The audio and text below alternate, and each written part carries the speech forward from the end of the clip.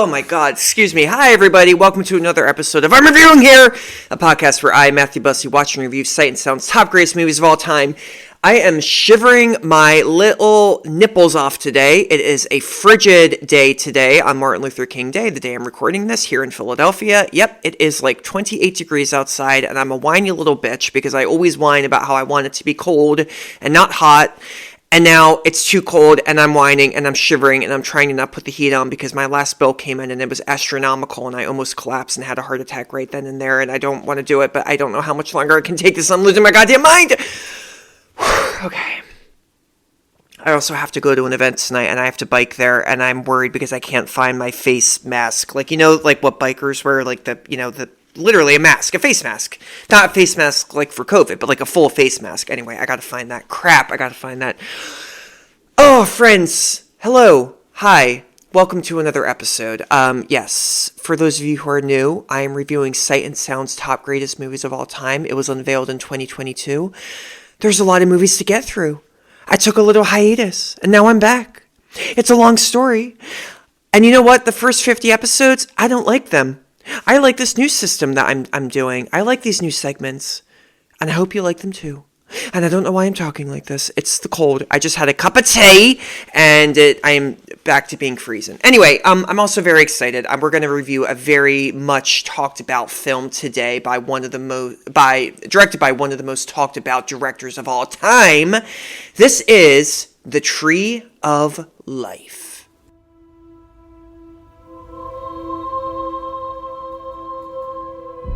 There are two ways through life.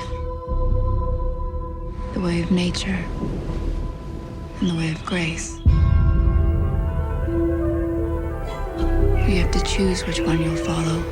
We're alligators. You'll be grown before that tree is tall.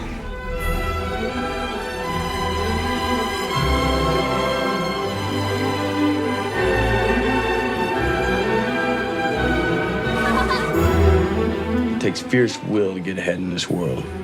Come on, hit me. Hit me. Come on, son. He's afraid of you. You expect things of him only an adult can accomplish. I've just always wanted you to be strong. Be your own man. Father, Mother, always you wrestle inside me. Always you will. Someday we'll fall down and weep. And we'll understand it all. All things.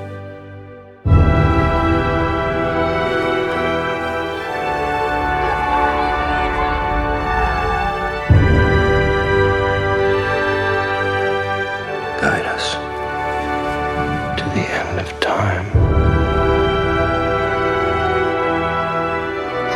Unless you love, your life will flash by.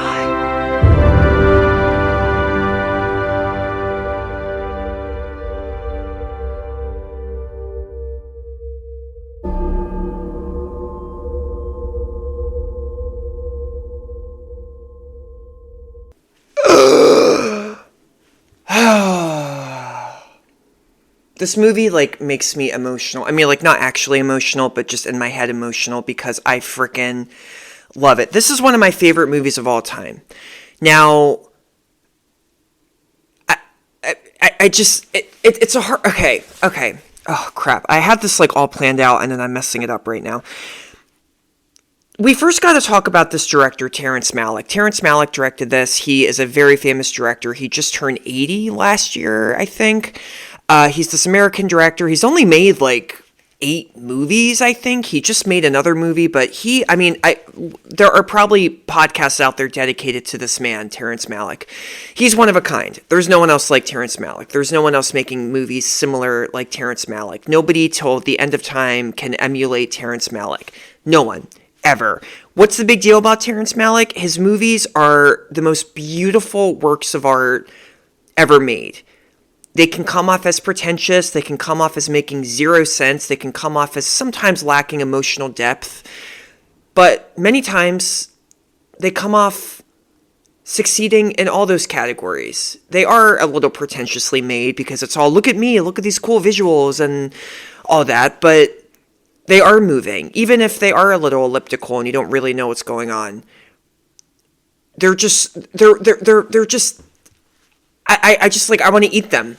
I mean, I don't know. I'm not trying to be weird or dirty there. No, I really just, his movies are just so unbelievably exhausting, yet invigorating and intoxicating. And I think the most important thing to say too, before I get into this movie, is that, you know, Terrence Malick, I don't call his movies movies, I call his movies visual poems. That's the best way to describe them. There's not a clear Hollywood narrative, linear narrative structure in the majority of his movies. Most of them. There definitely isn't in The Tree of Life. Now, because of that, there are people who don't like Terrence Malick. They're not like vicious. It's not that he's not a bad guy. Terrence Malick also is famous for giving 0 interviews. If you YouTube Terrence Malick, I think there's only one interview he did with Michael Fassbender. They had done a movie called Song to Song, which came out in 2017, I think. Yeah, wasn't great, but and it wasn't even like a recorded interview. Like, I think somebody had their phone out and they were recording it, but fun fact, I know somebody who met Terrence Malick, years ago. Said he was a nice guy. Terrence Malick movies, anyway, I'm getting ahead of myself. Yes, he's a very religious guy. He's very, very Christian. His next movie that he has coming up is allegedly about Jesus Christ and Satan and Mary and all those people. And he's a very interesting filmmaker because his movies, and if you know Terrence Malick and you know this, you know the way, you know enough about him, you can skip this. I'm just talking about newcomers here who aren't familiar with him. He's famous because, you know, he has frustrated a lot of people. Like, I'll get into it. Sean Penn stars in this movie. He was not happy with this movie. Christopher Plummer R.I.P. He did a movie with Terrence Malick called The New World in 2005 with Colin Farrell and Christian Bale and this great actress called Q'orianka Kilcher. It's basically a live-action adaptation of Pocahontas, but without any of the music, and it's actually historically accurate. Or is it? Did John Smith and Pocahontas actually fall in love? I don't know. Anyway, Plummer didn't like him. He was mad. The Thin Red Line was a movie that he did. Adrian Brody basically thought he was the lead in the film, and then when the movie came out, Adrian Brody was in like 2 scenes. Yeah, he was fooled. There was also a movie called To the Wonder where like Amanda Peet and Michael Sheen, were in it, and then they were cut.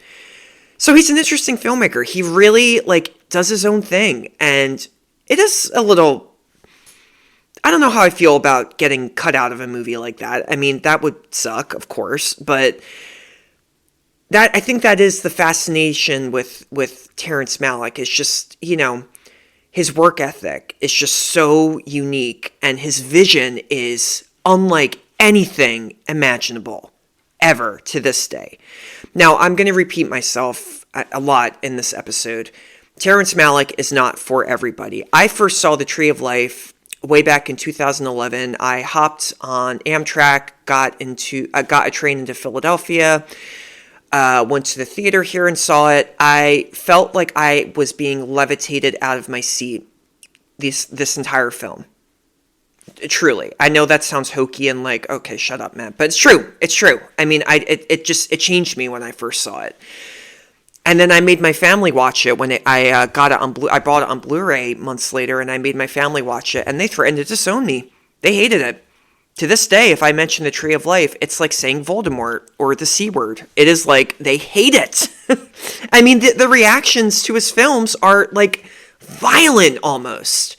And it's not that the films are inappropriate, it's that people just don't understand them. People aren't willing to watch visual poetry. Yeah. People either are impatient and they don't get it, which I understand. People find it pretentiously done, which I can understand. He's not for everybody. Or there are people like me who in most cases, are just immediately floored and swept away in this director's incredible visual, you know, fascinating mind. I don't know this. Terrence Malick, I feel like he's actually like an angel. Like, truly. I don't know if this man is actually physically human, and I want to prove that wrong, truly. But this man, regardless of what people think of him, actors want to work with him. He's got a lot of actors who have worked with him before. He's been around since the 70s. He did 2 movies in the 70s with Richard Gere and Sissy Spacek and Martin Sheen. Martin Sheen, yes, sir. There are a lot of Sheens in the world. Martin Sheen, Michael Sheen. I guess there aren't that. Charlie Sheen. Johnny Sheen. No, that used to be an imaginary friend of mine. I used to have an imaginary friend named Johnny. He lived in my stomach. Okay, wow, 10 minutes in already. Let's get into this movie, and bear with me, and please try. Obviously, I love this movie, so I am going to encourage you to see this movie as soon as you can, but let's get through this. Let's get through this in a good way. Just bear with me. Here we go. Plots and ups.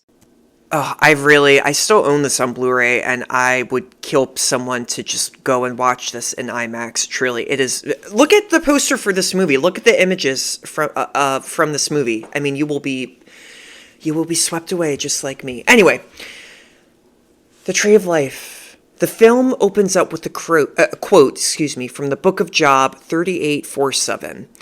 Where were you when I laid the foundations of the earth, when the morning stars sang together and all the sons of God shouted for joy?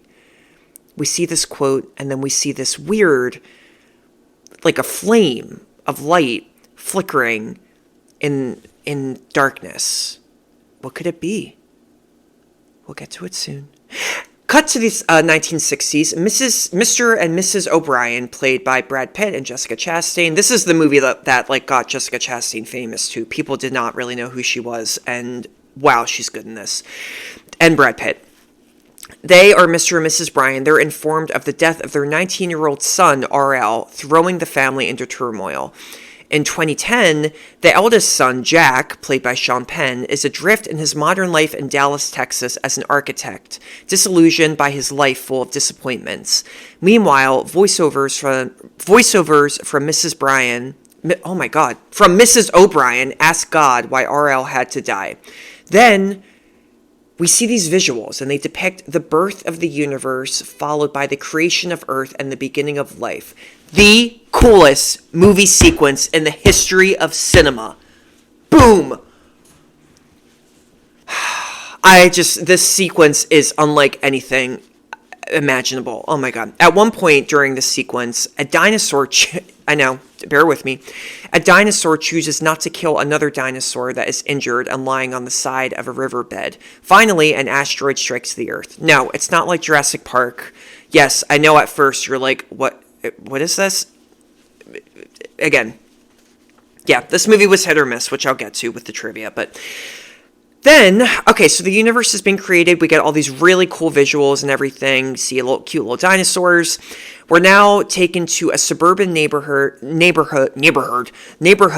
Waco, Texas in the 1940s. The O'Briens are enthralled by their new baby Jack, and later his 2 brothers, RL and Stevie. One of these actors, Ty Sheridan, plays Steve, and he is pretty big now. He was in Ready Player One. You may recognize him.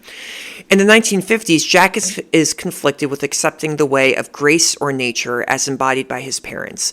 Mrs. O'Brien, Chastain's character, the embodiment of grace, presents the world to her sons as a place of wonder. Mr. O'Brien, the embodiment of nature, easily loses his temper as he struggles to reconcile his love for his sons, wanting to prepare them for a world he sees as corrupt and exploitative. He laments his decision to work in a power plant instead of pursuing his passion for music, and tries to get ahead by filing patents for various inventions. Yeah, so Mr. O'Brien, he is a bit of a piece of shit. I mean, he's a really strict dad. He's a loving dad, but he is so strict, it's like cringing. I mean, it's just how he is. You know, he doesn't really know how to prepare his sons for the future. And, you know, his actions in the film are questionable. It's okay to have a tough parent. We all have strict parents, you know, but meanwhile, Mrs. O'Brien is the polar opposite. She's actually like angelic. I mean, just, you know, she's presented as the most loving, beautiful mother in the world. Jack's perceptions of the world, young Jack is played very well by this actor named Hunter McCracken. His perceptions of the world begin to change after his friend Taylor drowns in a pool. He questions how God could allow such things to happen, and that if God is malicious, he can be too. He becomes angry at his father's continuous hypocrisies and misdeeds, lashing out at his mother for tolerating him. When Mr. O'Brien goes on a business trip, the boys enjoy unfettered access to their mother, and Jack experiences the first twinges of rebelliousness. Peer pressure, Jack commits vandalism and animal abuse. Yeah, so he goes a little bad.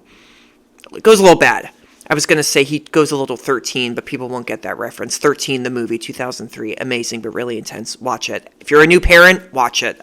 It's like imperative that you watch it. When trespassing into his crush's house, he steals her sheer nightgown, then fearfully throws it into a river. Shortly after Mr. O'Brien returns, the plant that he works at closes. He is given the option of relocating to work in an inferior position within the firm or losing his job. As the family packs up to move to the new job, he laments his path of life, asking Jack to forgive his domineering behavior. Jack reflectively says he embodies nature. As Jack leaves work, he rides the adult Jack, that is, present day now. As he leaves work, he rides the elevator up, envisioning following a young girl across rocky terrain. As he walks through a wooden door frame erected on the rocks, he sees a view of the far distant future in which the sun expands into a red giant, engulfing Earth and then shrinking into a white dwarf. Gets trippy here. Definitely gets trippy here. Emerging from rustic doors, Jack follows the girl, then a young version of himself, across surreal landscape. So he literally is following his younger self. The dead return to life, so everybody from his childhood is there at the seaside, and Jack is reunited with his family and all those who populate his memory. He meets his brothers and brings RL to his parents. Little RL, played adorably by this actor named John Howell. Or no, not John, that was the baby. Laramie Epler, excuse me, who looks just like Brad Pitt. The casting is so good in this, for real. Yeah, so he brings RL to his parents, and they bid goodbye as he steps out of a home into a vast expanse, accompanied by two girls in white. Mrs. O'Brien gracefully whispers, "I give him to you. I give you my son." Jack's vision ends, and he leaves the building, smiling contentedly. The mysterious light shown before at the beginning of the movie continues to flicker in the darkness. The end.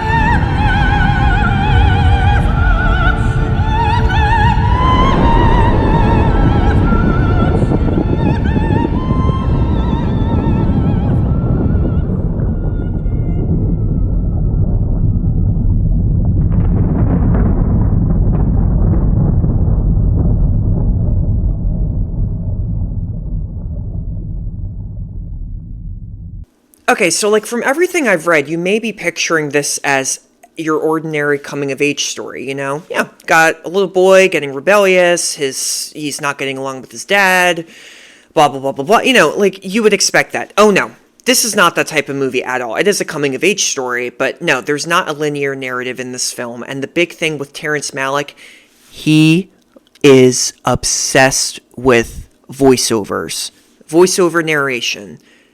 characters saying biblical verses and characters just saying things, it's almost like they're speaking from their deep conscious, It's a lot of like, you see characters playing in a field and then you hear someone go, life, it's beautiful, hit me, baby, one more time. It's like that. Like that's his movie. That's just the way Terrence Malick is. There's not a lot of dialogue in his films. It's all voiceover. And that is the majority, if not all, of The Tree of Life. Scenes are just intercut constantly, again and again and again. Nothing totally connects. Nothing totally makes sense. You lose yourself. You are immersed in this movie's imagery. Truly. I mean, like, there's the scene when Jack is born.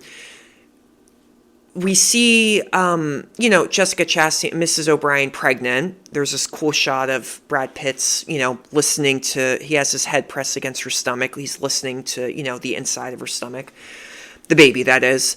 But then we get this cross cut of the back of this woman wearing like a white dress, and she's holding on to this little boy's hand. And then suddenly this little boy is like swimming in this home that is underwater, and he goes out this door, and then when he goes out the door, we're cross cut to Mrs. O'Brien going into labor, and Jack is born, So it's like, what does that mean?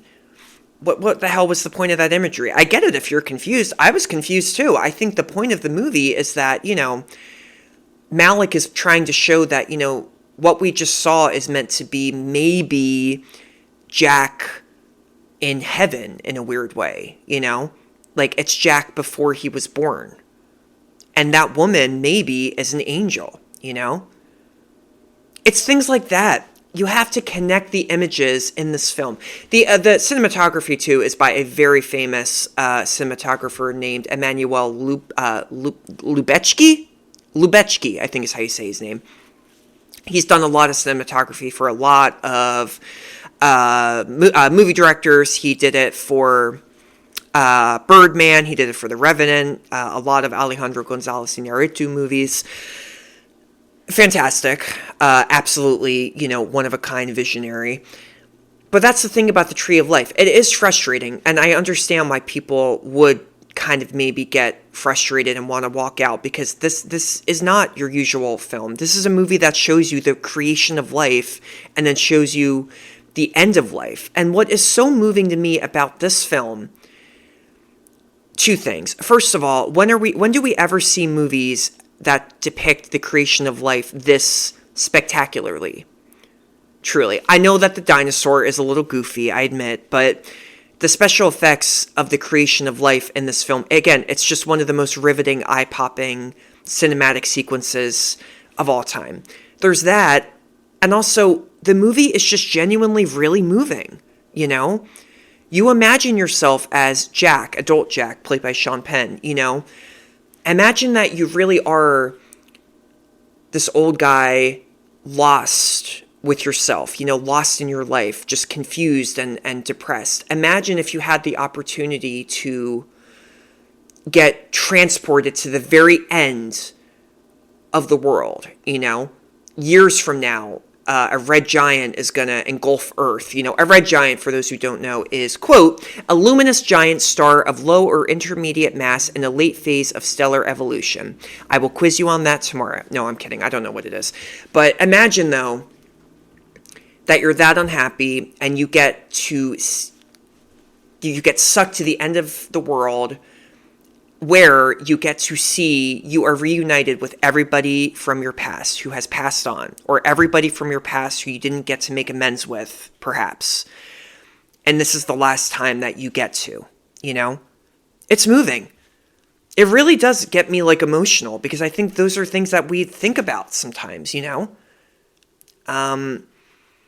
It's powerful, man. This is powerful, powerful stuff. I know people may not agree with me. I worked an advanced screening of another Terrence Malick movie where, I kid you not, 50 plus people walked out. I know this because I was seated in the very back and people, one after the other, were leaving. Which is not fair. Come on, guys. Give the guy a chance, all right? Wow. But The Tree of Life, in my opinion, is Terrence Malick's best film. And I think if you're scared of, first of all, don't be scared. There's nothing to be scared of in this movie. If you're worried about watching a film that is so, artsy and experimental, I get it. I'm not into all artsy and experimental films. The Tree of Life, though, it just is that one exception in a weird way, where the first time I saw it, I loved it. Because a lot of artsy films, the first time I see them, I don't love them. Second time I see them, I'm like, yeah, okay, I get it. This one, though, perhaps, I don't know, the time I saw it, it was 2011, college years, crazy, I was an idiot, I was lost, I just wasn't really telling anybody, I was losing myself in alcohol. Maybe that is why I have had and have such a strong connection to this movie, and I really think that you will too. Give it a chance, because it is so beautiful. BTS Secrets and Scandals! Well, not so much, scandals, I guess. I know, and I always say that because there aren't really, have I actually gone over scandals? No scandal with the Tree of Life, but it's a little funny. So when this was released in 2011, some American theaters had to set up signs warning moviegoers about the enigmatic and non-linear narrative of the movie, following some confused walkouts and refund demands in the opening weeks. Yeah, I remember this like it was yesterday. I remember everything from college, but I do, I just spat on my computer. Oh, that's so gross. I do specifically remember, this is why I'm single, because I spit at my dates by accident when I'm out with them. It's so embarrassing. I can't help it. I'm sorry. I talk too much. I remember vividly, though, reading in the news about, people were walking out of this film because they wanted a refund. They wanted their money back because they didn't know what the hell was going on in the film. And I even remember specifically seeing, I forget what theater it was, but some theater in America, they did put up a sign that basically said, okay, guys, warning, if you're going to see The Tree of Life, you just need to know that this is a very experimental movie and we're not going to refund you, okay? So just please know that. It's true. It's true. There were even some Spanish theaters that gave away a free ticket. This is crazy. They gave away a free ticket for another movie to the people who left the movie before the first half hour. The direction of one of the theaters claimed of the 9,000? Is that what it says? That can't be true. 9,000 tickets, that may have been a typo in the trivia I found. Of the 9,000 tickets which we sold in the last 3 days for this movie, about 900 people left it. Nuts. Really, really nuts. Now, I think it's kind of bullshit, and to be honest, I think, look, it's a free country, you can leave a movie if you don't like it. My belief is sit through a movie, okay? I sat through a 3-hour movie about heroin addicts, okay? If I can do that, you can too. If you love movies like me, you can too, all right? You can sit through these movies. When people walk out of movies that are horrifically violent, I can understand that too. The Tree of Life, though, and a lot of other Malick films, literally all of them, they are different. Embrace it. Embrace the difference of it all, But, that's just my opinion.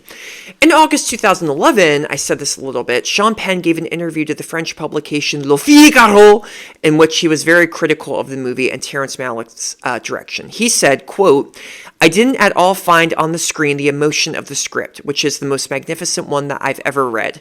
A clearer and more conventional narrative would have helped the film without, in my opinion, lessening its beauty and its impact. Frankly, I'm still trying to figure out what I'm doing there and what I was supposed to add in that context. What's more, Terry himself never managed to explain it to me clearly. Okay, so I do think Sean Penn has a bit of a point here. Sean Penn's character in the movie is very, very, very supporting. Almost below supporting.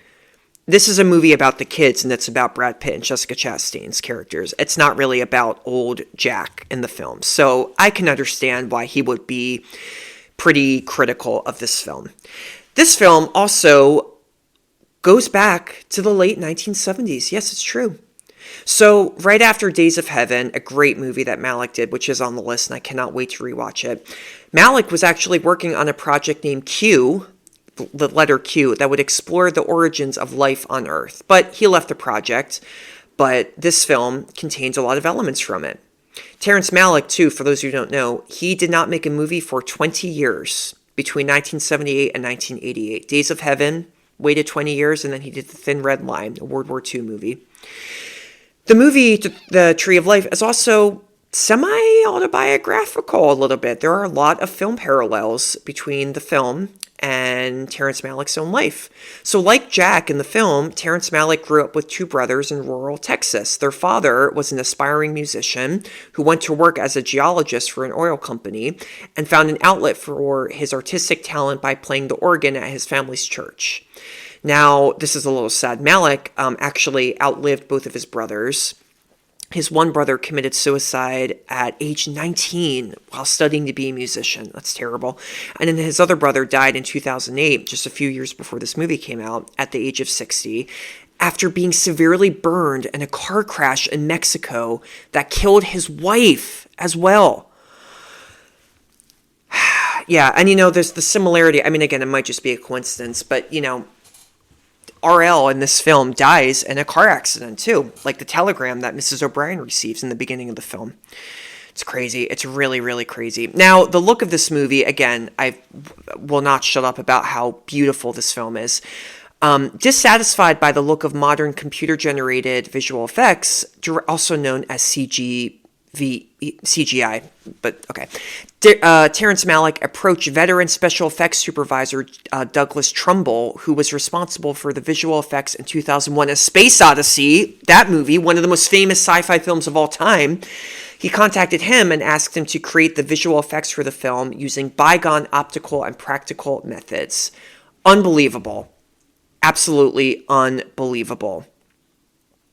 That sequence, I know I can't shut up about the sequence, but there are many shots in that sequence that are practical effects. You see that, you do see close up when, upon closer inspection, that it is like, it's almost like a close up of like someone dropping a little chemical in a petri dish and watching it, expand and permeate the screen. It's just unbelievable. Critic Jim Emerson learned from visual effects supervisor Michael L. Fink that this has to do with the birth of the creation of Earth sequence. The premise of the four-shot scene was to depict the birth of consciousness, what some have called the birth of compassion, the first moment in which a living creature made a conscious decision to choose what Michael described as right from wrong. Right from wrong. I told you about my R speech impediment. Good from evil, or perhaps a form of altruism over predatory instinct. That is a big deal in the movie. I know people may laugh at the dinosaur scene. First of all, the dinosaur scene, it's like 2 minutes long, so chill out, people. It's not that funny. But it also does say a big part in the movie. You see, this dinosaur injured on the ground, and you see another dinosaur run up and like stomp its foot on the injured dinosaur, and you think it's going to kill him and eat it. But it doesn't. It lets go and then runs off, Maybe Malick is kind of trying to say that, oh man, I got to get really deep here. Creation, was birthed on goodness, in a weird way. Goodness that is masked at first as, wrong at first, because it's like, well, that's an injured dinosaur. Why would you want to go and eat it? But now, kill it. But it's like, at first it feels that way, but then there really is good in everybody and everything. And the dinosaur leaves the other dinosaur alone. Wow, I hope that makes sense. That kind of just came to me now. The dinosaur sequence, I forgot about that a lot. Producer Emmanuel Lubezki explained Malick's approach to film by saying, photography is not used to illustrate dialogue or a performance, but instead is used to capture emotion so that the movie is very experiential. Experiential, that is the big word for any Terrence Malick film. So the film, with Lubezki's own words, is, quote, meant to trigger tons of memories, like a scent or a perfume. Yeah, nostalgia. Nostalgia especially is a big part of this film. But in a weird way, in all Terrence Malick films, you really do feel like you can smell what you're seeing on screen. You can feel it in a weird way. That is how effectively done this cinematography is. Lubezki and Malick also, this is crazy, and I won't go through all of these, but they laid down parameters to be used throughout the film with, the camera. For example, no zooming was allowed, avoidance of lens flare, shooting in available natural light, avoiding white and primary colors in frame, and shooting in backlight for continuity and depth. And there's a whole list more for this film. In addition, this kind of is similar. Over 1 million feet of film were shot and printed, with an average of 14,000 feet per day over 72 shooting days. Damn! It's like Mad Max Fury Road, which I just reviewed, Yeah, there is an extended version of this film and The New World, the other film. The New World I loved. It wasn't as well received as The Tree of Life, but and I think The Tree of Life is better, but check that out. Heath Ledger was supposed to play the lead of Mr. O'Brien, but Brad Pitt took it over. This is something that is a little enigmatic for me. Jack O'Brien, the character, his initials are J-O-B, Job. In the Bible, Job was a man tested by Satan after his wager that Job only serves God because of his blessing. After losing his wealth, family, and health, Job would rather curse himself than God. So I think the parallel is how, little Jack in the film ends up going against nature by becoming rebellious and, because he gets so pissed off at his dad. I guess the parallel is, he is rejecting nature and accepting bad stuff. I was going to say Satan, but, Satan represents bad stuff, evil in a way. I don't know if Jack O'Brien is evil in this film. He's a kid. We all were kids once and we all were rebellious, but, I got to think about that one. I also don't know the Bible. Sorry. The best moment. I have two. The universe sequence, Google it, YouTube it right now, watch it. You will cry your eyes out. At least I hope you will. And the last sequence, the sequence where Jack is reunited with everyone from his past on the beach. The music, the sound effects of the waves and the imagery. I might actually watch this movie, right when I'm done recording this. Mais est-ce que je suis d'accord avec les critiques de ce film? Now, I've mentioned a little bit how critics are sometimes very hit or miss with a lot of Terrence Malick movies. Some of his movies are beloved. Some of them are very hit or miss. I'm talking 50 to 55% on the Rotten Tomatoes scale, hit or miss. Now, The Tree of Life does have a higher score than that, and it did overall get a lot of fantastic reviews. It got 3-star reviews, and then it also got 4-star reviews. Bob Mondello from NPR said, "The Tree of Life is astonishing in some spots, almost incoherent in others." Yes, it is. And if it doesn't frustrate you at least some of the time, ... you're not paying attention. So I like that a lot. I really agree with that. Regardless of what you think of this movie, it has a strong effect on you. Bill Gutekunst from Arizona Republic called the movie beautiful, baffling, poetic, pretentious. It's one big ball of moviedom. Yeah, sums it up.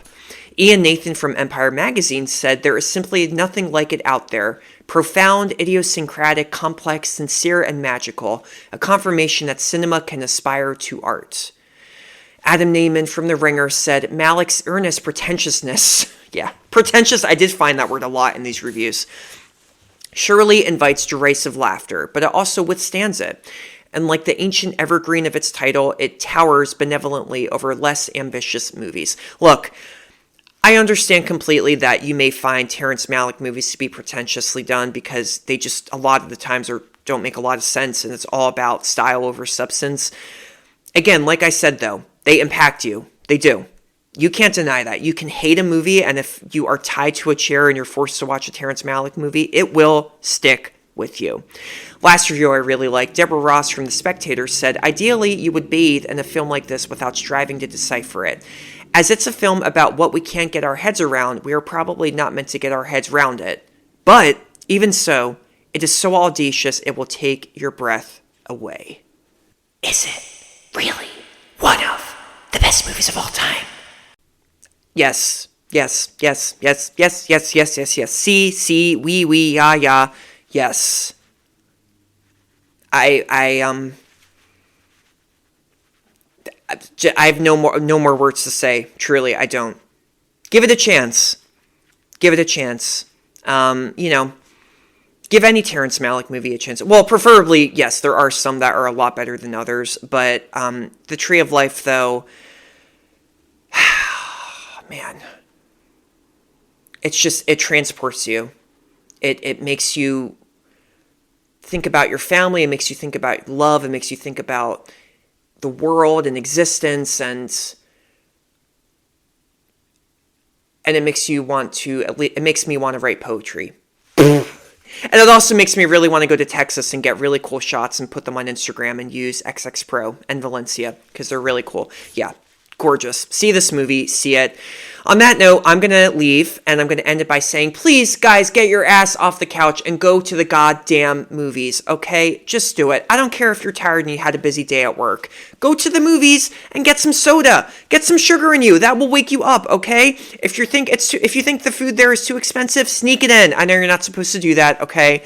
But do that first and then go back and then just pay a little bit of money, okay? Theaters need you right now, all right?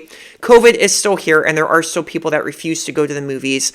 I can understand if you're scared of that, kind of, but if you're just being a lazy ass, I don't accept that. So go to the movies. Thank you all. Bye-bye.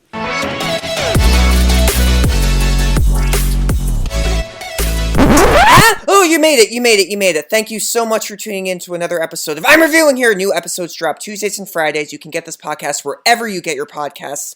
Feel free to follow me on Instagram at I'm Reviewing Here. You can also subscribe on YouTube. New episodes drop there the same day they drop on the podcast. Don't forget to subscribe. Please leave a review if you'd like. Be mean, be nice, hit on me. I don't really care. Candor really, really is important to me, and, it helps the podcast too. So I really hope you enjoyed it. This podcast is brought to you especially by Nervous Chuckles. That is my fake production company because I make people nervously chuckle all the time because they never know if I'm telling a joke or not. So they're always like, do I laugh? Do I not laugh? Is he serious? Is he insane? Did he get out of the loony? What's going on? So if I made you nervously chuckle, then that means that I did my job, and thank you. There is no funding for this podcast, but if you want to give me money, then, hit me up. DM me. Bye-bye.